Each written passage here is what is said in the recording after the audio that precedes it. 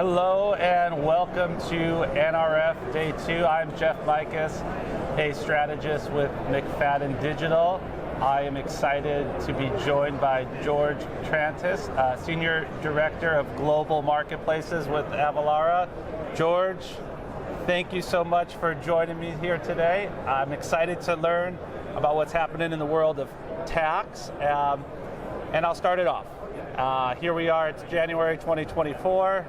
I'm curious to hear what trends do you anticipate seeing in the world of marketplaces and tax for 2024? Well, thank you for having me back. I think this is the second time we've taped one of these, so it's always fun to be with you guys and learn more about the world of marketplace as well. So the trends I'm sort of seeing are really, there's sort of two folds of trends. We have an emergence of social marketplaces. So I think that's TikTok, Instagram, Facebook. And what else is coming along that? You see like Temu and Shein have these really picture reviews and really rich content underneath the content the seller has got there. So social media is going to drive marketplaces to the next level. And then I think the other trend we're seeing, which has been a long time trend, is globalization. Sure. So the world of shipping from the U.S.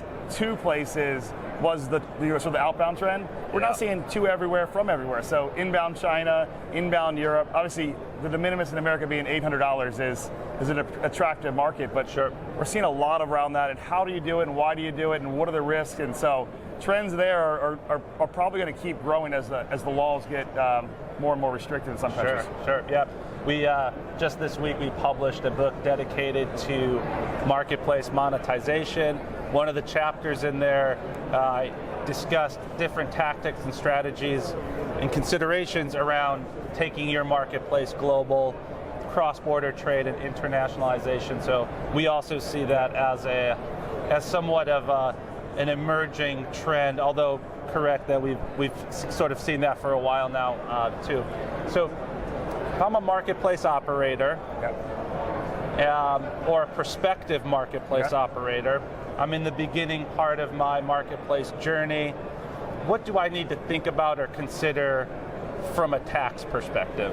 I think the big picture is, do you have all the right players in the room? So, a lot of times it starts with e-commerce or some sort of, VP of sales going, we need to grow the business. We've got demand, but we don't have the inventory. And so they go, let's launch a marketplace. They bring you guys in, they bring a Miracle, and the next thing they go is, they go through all the steps and start building out the framework and how it's going to integrate. They miss one step. They forget the finance team.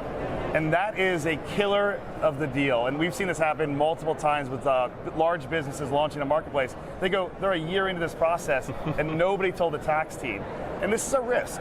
You've got different reporting, different laws. And so the tax team really should be in there day one. And I know nobody wants to hear that, but bring that controller in, explain what you're doing, and that way they can understand the outcome and they can be part of that day one. Yeah, get them involved early, have them contribute to the solution. I was laughing as you were describing the scenario where the tax and finance team gets brought in a little bit too late. I was a part of a couple of those from the operator side, and the finance and the tax groups, they have the ability to press pause and call a timeout until they're brought up to speed and they're comfortable, and they've got a solution around the marketplace. It's a different game and animal than what a 1P or even a drop ship is. And so, okay, let's just pretend this operator has taken the appropriate steps to involve the right people at the right time. They've stood up their marketplace. It's starting to hem and haw.